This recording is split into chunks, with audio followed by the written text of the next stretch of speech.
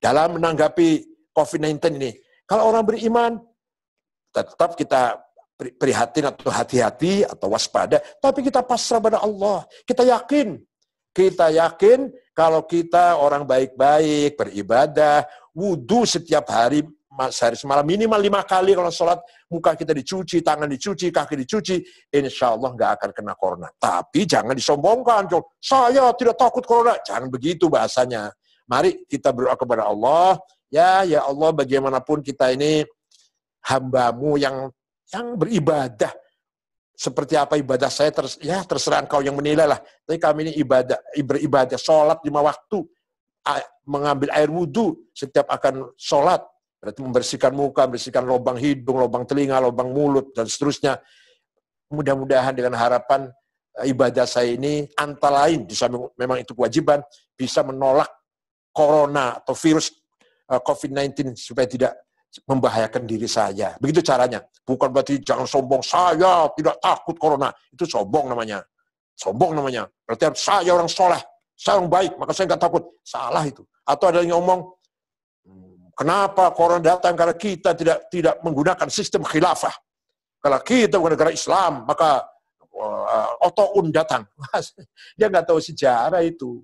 Ta'un itu ada dalam sejarah Islam, ketika zaman Khalifah Umar bin Khattab, Sayyidina Umar mau pergi ke Damaskus. Di tengah jalan, begitu dekat kota Damaskus, dijemput oleh gubernurnya. Gubernurnya namanya siapa? Abu Ubaidah Amir ibn Jarrah.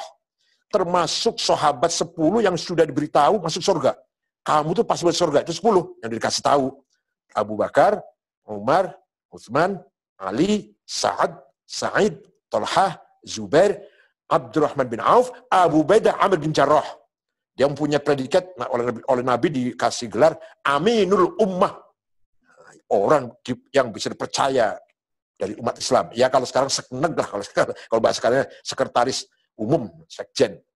Nah, Abu Ubaidah waktu itu jadi gubernur, mendengar Amirul Mukminin mau masuk ke Damaskus, beliau keluar menjemput, ngasih tahu, ya Amirul Mukminin, di dalam kota Damaskus sedang ada Ta'un. Ta'un namanya Ta'un Amwas, datang dari kota Amwas, Palestina Amwas itu. Banyak sudah meninggal. Sayyidina Umar berenung sejenak, ya saya kembali ke Madinah. Nah, gubernur bertanya, oh Anda berarti menghindar lari dari takdir ya? Jawabnya Sayyidina Umar, saya lari dari takdir tertentu menuju ke takdir yang lain. Masya Allah, bijak sekali jawabnya. Kalau jelas di sana ada madarat, di situ ada ta'un, di situ ada bahaya, hindari. Itu sunatullah namanya. Nah, tapi kita pasti kalau menghindar pasti selamat, ya kita melari menuju takdir yang lain. Hanya kita belum tahu takdir apa. Yang jelas di situ ada bahaya, jangan didatangi situ. Di sana ada harimau yang lagi ngamuk, lagi marah. Ya jangan didatangi, nanti kamu makan. Tapi kita pergi menghindar tempat bahaya itu, mencari atau lari menuju takdir yang lain. Itu kata Sayyidina Umar.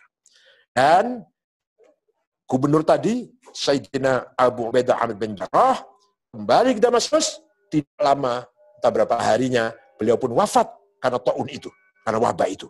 Jadi Ta'un itu bisa membunuh sahabat yang sudah pasti masuk surga.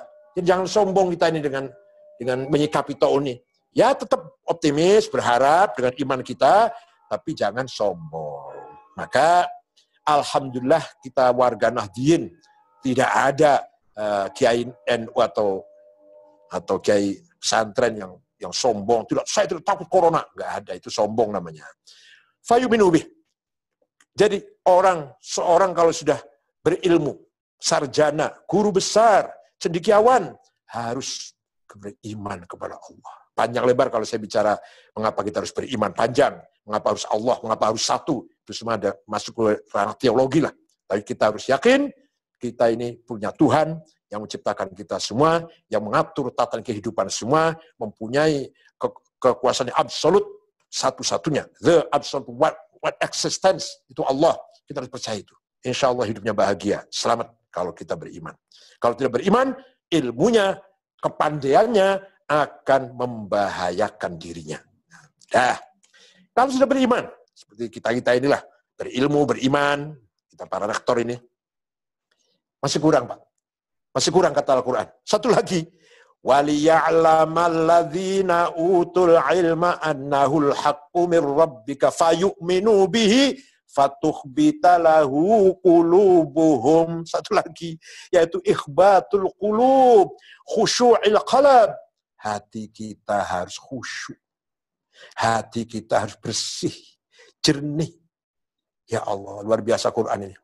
Ilmu sudah, jadi guru besar lah katakan. Profesor doktor, seperti saya ini, dan seperti Pak Rektor ini. Iman sudah, kita beriman kepada Allah. Sudah sholat, sudah zakat, sudah puasa, sudah haji, sudah. Itu tandanya orang beriman, tandanya. Satu lagi, hati harus khusyuk. Ya Allah. Nah, dalam masalah hati ini, sebenarnya pendidikan yang paling mendasar. Pendidikan karakter. Sebelum ilmu sebenarnya. Untuk sebagai dasar pendidikan, itu sebelum ilmu, kita anak-anak didik kita harus ditanamkan hati yang bersih, hati yang jujur, amanah, diisi dengan wisdom yang arif dan bijak. Oleh karena itu, para kiai di pesantren paralel kalau melakukan pendidikan. Di samping ilmu pengetahuan, harus hafal ini, harus ngaji ilmu nahwu, ilmu shorof, ilmu fikih, juga dituntun oleh kiainya ibadah bersama. Doa bersama, tafakkur, tadabbur bersama-sama. Bahasa Jawanya tirakat bersama dengan kiainya. Mudah-mudahan Pak Rektor juga bisa seperti ini. Jadi bukan hanya menyampaikan teori pada mahasiswa, mengajak dengan lisan, dengan oral, tapi ayo mahasiswa juga diberi contoh oleh Pak Rektor ini. Harus diberi contoh. Qudwah. Nggak mungkin nggak ada qudwah. Para kiai itu 24 jam di pesantren ditonton, dilihat oleh santrinya. Kalau kiainya salah, santri akan meniru kesalahannya itu. Kalau kiainya benar, kiainya rajin, kiainya perintah puasa, ayo bocah-bocah, anak-anak puasa nih ya, puasa Rajab, atau puasa Syaban, atau puasa apalah, puasa yang sunnah, itu kiainya sendiri puasa, bukan hanya ngomong. Ayo kita sedekah. Kiainya sendiri memulai, beri contoh. Itulah tarbiyah yang betul-betul pendidikan yang betul-betul efektif, itu dengan contoh yang berikan qudwah hasanah. Fatukhbita lahu qulubuhum. Ayat Quran yang lain punya begini. Alam ya'ni lilladzina amanu an takhsha'a qulubuhum li dzikrillahi wa ma nazala minal haqq wa la yakunu kalladzina utul kitaba min qabl fatala 'alaihimul amadu faqasat qulubuhum wa katsirum minhum fasiqun. Surat Al-Hadid ayat 16. Apa artinya ini? Wahai orang beriman. Quran ayat ini yang diajak bicara orang beriman. Alam ya'ni lilladzina amanu, bukan orang yang luar, bukan. Kita. Dan ayat ini tidak bertanya, kamu sholatnya sudah baik belum? Kamu sudah zakatnya beres belum? Kamu sudah haji umroh berapa kali? Kamu bangun masjid berapa puluh, berapa ratus? Kamu sudah bantu fakir miskin, anak yatim berapa ribu? Bukan itu yang ditanyakan. Ya itu juga penting. Sholat, haji, zakat itu wajib. Tapi ayat ini menanyakan apa? Wahai orang beriman, apakah belum saatnya kamu menjadi orang yang hatinya khusyuk? Yang ditanyakan itu. Bukan sholatnya berapa, hajinya berapa kali, umrohnya berapa puluh kali, nyantuni fakir miskin berapa miliar, bangun masjid berapa. Bukan itu yang ditanyakan oleh ayat ini. Kapan hatimu khusyuk? Hati yang selalu zikir pada Allah. Wa ma nazal haq. Hati yang menjadi tempat media bersemayamnya kebenaran. Wala yakunu kalladzina utul kitab min qabl fatala 'alaihimul amad faqasat qulubuhum. Jangan seperti umat-umat terdahulu, yaitu orang Yahudi dan Nasara. Mereka punya agama, mereka punya kitab suci, mereka punya nabi, mereka menjalankan syariatnya, tapi hatinya fasik. Hatinya penuh dengan takabur, hasud, dengki, suudzon, adawah, baghdha, fitnah, riya, sum'ah, ujub. Ya Allah. Maka mereka walaupun kelihatannya sholat, haji, puasa, zakat, baca Quran, kalau kita lah, itu sebenarnya wa katsirum minhum fasiqun. Termasuk orang fasik kita ini. Kalau hati kita kotor. Kalau hati kita isinya tadi itu, isinya namanya, kata Imam Ghazali namanya muhlikat, ektas negatif, takabur. Orang kalau hanya diisi dengan takabur, sombong, tawaduknya akan hilang. Kalau mau tawaduk masuk, takaburnya hilangin dulu. Namanya proses takholli dan tahalli. Proses cleaning dan proses dressing. Kalau hati kita isinya takabur, tawaduk yang nggak akan masuk. Bukan orang tawaduk kita ini. Hati kita tidak diisi dengan syukur, ridho. Ya isinya nanti rakus, tamak, egois, hedonis. Isinya hati kita. Nah, gimana caranya? Dibuang dulu pelan-pelan. Nanti syukurnya masuk. Bersyukur masuk dalam hati. Nanti ridho masuk. Ikhlas masuk. Tawakal masuk. Kalau hati kita isinya gelisah, wahsyah, resah, tidak pernah tenang, ya tumakninah nggak akan masuk. Kalau mau tumakninah, buang itu dulu. Wahsyah, gelisah, resah, gundah, buang. Diisi dengan tumakninah, istiqamah. Dari situ nanti akan menuju ke ma'rifat. Wah, sangat jauh ini bicara ma'rifat, jauh sekali ini. Tapi yang penting ini aja deh. Ini aja. Bagaimana setelah kita beriman, setelah kita berilmu, ayo kita pelan-pelan. Mohon maaf saya sendiri juga ya, ayo bareng-bareng bersama-sama. Bukan saya ngaku paling na'udzubillah, saya nggak ngaku paling bersih. Ayo bareng-bareng. Di dalam hati kita ini ada namanya zauq, intuisi. Intuisi ini menjadi media menerima khawatir. Khawatir itu lintasan. Lintasan itu ada 4. Khawatir ilahiyah ada datang dari Allah, disebut hidayah, disebut kasyaf, terbukanya hijab. Puncaknya ilham. Jangan wahyu ya. Kalau wahyu sudah nggak ada, itu Nabi itu. Puncaknya ilham ma'rifat, puncaknya ma'rifat. Ya. Atau khawatir malakutiyah. Lintasan dari malaikat, bisikan dari malaikat. Isinya apa? Ilmu. Ilmu dari malaikat. Puncaknya adalah ilmu laduni. Ilmu yakin. Ilmu yang direct. Seperti Gus Dur kan dapat ilmu, sering dapat ilmu laduni. Itu dari malaikat. Namanya khawatir malakutiyah. Yang ketiga, khawatir nafsaniyah. Nah ini lintasan dari hawa nafsu kita. Hawa nafsu yang dibiarkan liar, isinya cuma ghadabiyah, egoistis, ambisius, dan syahwatiyah. Apa isinya? Tamak, rakus, hedonis. Hawa nafsu kita. Jangan sampai kita isinya khawatir nafsaniyah. Dan yang paling bahaya lagi kalau hawa nafsu itu apa? Musuh yang paling utama hawa nafsu itu. Karena kemana-mana ikut. Jangankan di kantor, di pasar, atau di jalan. Kita ke masjid pun hawa nafsu ikut. Kita ngaji, hawa nafsu ikut. Kita baca Quran, hawa nafsu ikut. Nah itu loh. Maka pelan-pelan kita mengendalikan hawa nafsu. Bukan kita hilangkan. Hawa nafsu itu penting. Kita membangun cita-cita, bangun himmah dari nafsu ghadabiyah. Kita membangun ya kekayaan, bisnis, kekayaan dari nafsu syahwatiyah. Rumah bagus, mobil bagus, hidup sejahtera dari nafsu syahwatiyah. Kita jadi pejabat, jadi DPR, jadi presiden dari nafsu ghadabiyah.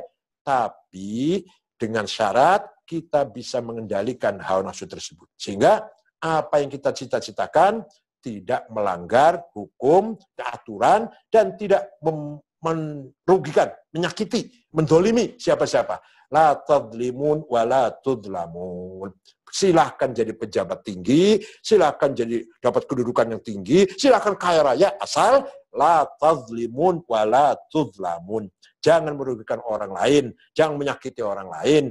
Mari kita bangun kehidupan kita dengan cita-cita yang sangat tinggi, silahkan. Itu namanya khawatir nafsaniyah.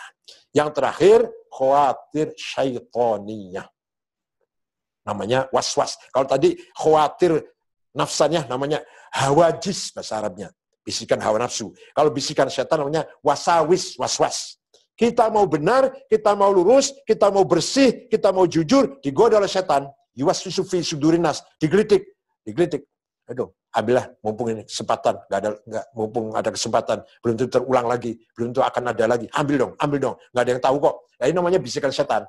Nah, setan ini harus kita lawan dengan iman, dengan tawakal.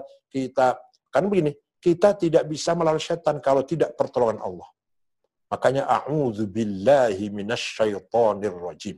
Kita melawan setan itu harus mengucapkan billah. Harus minta tolong pada Allah. Ya Allah, berilah kekuatan kepada kami untuk melawan setan. Yang setan menggoda, Hari semenjak kita dewasa sampai nanti mati, sampai sakaratul maut, setan akan selalu mengajak kita sesat.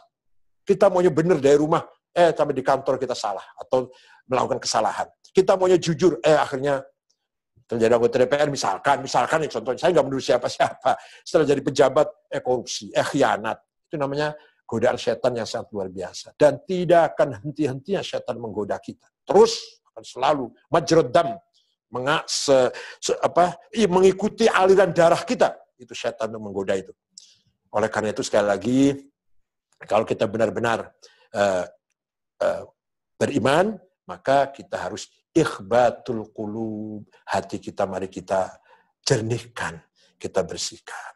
Caranya bagaimana? Barangkali ada yang tanya, caranya bagaimana? Caranya belajar. Kalau hari ini sholat kita belum khusyuk, coba belajar 2 rakaat atau 1 rakaat. 1 rakaat khusyuk, 1 rakaat khusyuk. Nanti yang 2 rakaat lagi gelambiar, atau yang 4 rakaat, yang 3 rakaat lagi gelambiar, nggak apa-apa. Belajar 1 dulu. Nanti bulan depannya lagi 2 rakaat khusyuk. Bulan depan 3 bulan lagi 3 rakaat khusyuk. Nah, misalkan lagi biasanya kalau pembantu salah dikit saya bentak. Coba belajar jangan bentak. Coba belajar hari Senin. Hari Senin jangan bentak, jangan marah. Coba hari Selasa marah silakan. Kalau ada orang salah marahin lah. Tapi hari Senin enggak. Coba istri marah nggak marah, istri cerewet nggak marah, supir salah nggak marah, pembantu keliru nggak marah, di kantor ada orang salah nggak marah, hari Senin. Nah, nanti minggu depan atau bulan depan, Senin dan Kamis nggak marah. Itu namanya belajar. Itu namanya tarbiyatun nafas, tazkiyatun nafas. Kita mendidik karakter kita sendiri. Nah, oleh karena itu, sekali lagi, ikhbatul qulub, kejujuran, wisdom yang ada dalam hati, mempertebal bahasa sebenarnya ma'rifat lah, atau upaya kita semaksimal mungkin agar kita betul-betul masuk ke dalam golongan ihsan yang hadir di depan Allah, atau saat Allah hadir di depan kita. Yang sekarang kita butuhkan. Seorang ilmuwan, seorang tokoh masyarakat, seorang pendidik, seorang pejabat, semua membutuhkan ikhbatul qulub. Hati yang bersih, jujur, ikhlas. Ini yang paling sulit dicari ini. Terakhir, mari kita semuanya yang belum bisa baca Quran, mari kita sebagai orang Islam harus bisa baca Quran. Belajar. Jangan malu, jangan minder. Walaupun sudah tua, walaupun misalkan dosen guru besar tapi baca Quran akan menjadi pendamping kita, akan memberikan syafaat nanti di akhirat, akan menjadikan penyelamat bagi kita, cahaya di kuburan kita, di makbaroh kita nanti di alam barzakh, akan menjadi berkah hidup kita kalau kita baca Quran dengan benar. Kalau belum benar, belajar. Alhamdulillah kalau syukur sudah benar semua.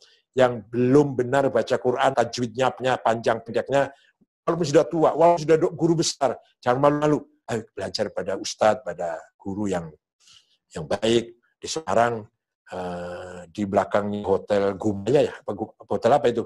Itu ada Qaryatul Quran di Semarang itu. Satu desa itu pesantren Quran semua itu. Belakang hotel Gumaya ya, ada hotel Gumaya namanya ya. Saya kira itu, kalau nggak salah. Nah, itu ada Qaryatul Quran. Desa itu isinya pesantren kecil-kecil, semua tahfidz Quran. Monggo. Sebagai bekal hidup kita di dunia wal akhirah, pegangan kita nggak ada lagi. Coba kita renungkan sebagai pelajaran yang sangat terang benderang, yaitu COVID-19. Tidak ada gunanya uang, nggak ada gunanya Mercedes, nggak ada gunanya pesawat terbang. Semua ketakutan, semua jungkir balik, panik semua orang ini. Apalagi Amerika, sudah 80.000 lebih yang meninggal. Inggris juga puluhan ribu. Prancis, Spanyol, Italia. Alhamdulillah kita belum ada 1.000 atau katakanlah 1.000. Masih jauh dibanding dengan negara yang lain. Negara Islam itu yang banyak cuma Iran. Yang lainnya ratusan lah. Seperti Indonesia ini. Tapi Amerika 80.000. Prancis, Spanyol, Italia. Itu merupakan pelajaran yang sangat berharga. Langsung dari Allah. Kita nggak usah bicara gosip yang semacam teori konspirasi atau apalah. apa itu memang bocor dari laboratorium Cina itu urusan politik. Yang penting, yang jelas ini adalah merupakan pelajaran. Mau'idhah, peringatan, tadhkirah dari Allah langsung. Harus kita terima, harus kita sabar. Tahammul qada. As-sabr tahammul qada. Sabar itu adalah menerima ketentuan dari Allah. Nah, kali ini lagi dicoba dengan COVID-19 di bulan puasa ini. Mari kita terima. Insya Allah puasa kita akan lebih berlipat lagi pahalanya dengan keadaan COVID-19. Mari kita berdoa bersama-sama kepada Allah. Bismillahirrahmanirrahim. Alhamdulillahirabbil alamin. Allahumma salli salatan kamilatan wa sallim salaman taman ala sayyidina Muhammadin alladhi tanhal wa tanfarij bil qurab. Amin ya Allah. Hawaij wa bil ghaib husn khatim astasqaw man bil karim wa ala alihi wa sahbihi. Ya Rahman, Ya Rahim, Ya Qawi, Ya Matin, Ya Fattah, Ya Alim, Ya Razzaq, Ya Karim, Ya Hayy, Ya Qayyum, Ya Ghiyathal Mustaghithin. Aghithna wal muslimin. Tolonglah kami dan seluruh umat Islam ya Allah. Amin. Ta'ala sirrana wa alaniyatana faqbal ma'dhurana wa ta'lamu hajatina fa'tina su'alana wa ta'lamu anfusana faghfir lana dhunubana. Allahumma nawwir qulubana kama nawwartal arda abadan ya Rabb. Ya Allah, bila cahaya dalam hati kami dan hati anak kami, cahaya iman. Cahaya iman kepadamu ya Allah. Cahaya kita akan mendapat kebahagiaan di dunia wal akhir. Amin. Allahumma nas'aluka bi annaka antallahu la ilaha illa antal ahadus samadul ladzi lam yalid wa lam yulad wa lam yakul lahu badi'us samawati wal ard. Anta fiqana wa auladana bil a'malis shalihah. Beri kekuatan mereka beramal soleh, berlaku baik ya Allah. Beri kekuatan bagi anak-anak kami menjadi orang berlaku soleh, beramal soleh. Wantahfadna wa iyyahum hablul gham sallallahu balaya wantaj'alna farajan wa makhraja fid dunya wal akhirah. Rabb yassir wa la tu'assir bil khair. Rabbana khtim lana bil iman wal islam. Ya Allah, berilah kami husnul khatimah. Amin. Akhilah hidup kami dengan husnul khatimah iman dan Islam. Ja'al 'inda intihai ajal akhir kalamina kalimat la ilaha illallah. Berikanlah kalimat tauhid ya Allah menjadi kalimat terakhir ketika kami akan nafas dunia ini. Ya Allah, amin ya Allah. Nas'alullah wal jannah wa na'udzu min sakhatika wan nar. Kami harapkan ilmu surgamu ya Allah. Kami menghindarkan dari neraka-Mu ya Allah. Amin ya Allah. Ya tuhibbul fa'fu anna ya karim. Di bulan puasa yang suci ini, kesempatan sangat mulia ini, kami mengharapkan ampun ya Allah.